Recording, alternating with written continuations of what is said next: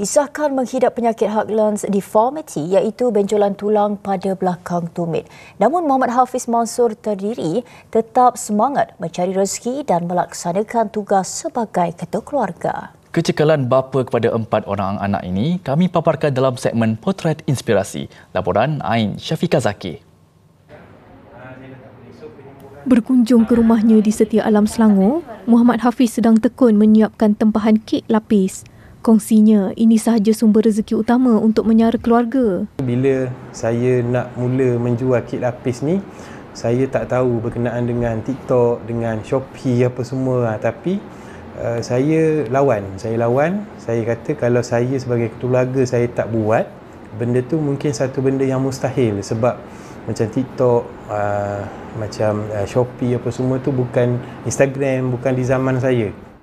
Mengulas mengenai keadaan kakinya, Muhammad Hafiz berkata, dia mempunyai kesukaran untuk bergerak dan tidak boleh memandu dalam tempoh yang lama.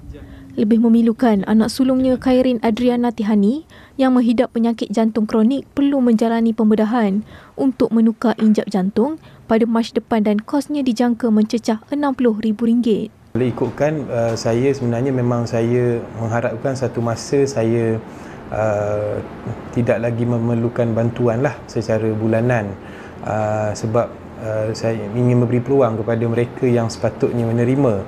Tapi buat masa ni dalam keadaan saya yang terpaksa struggle dengan kesihatan saya sendiri, anak saya juga, so saya mengharapkan ada pihak di luar sana lah untuk support membeli daripada saya.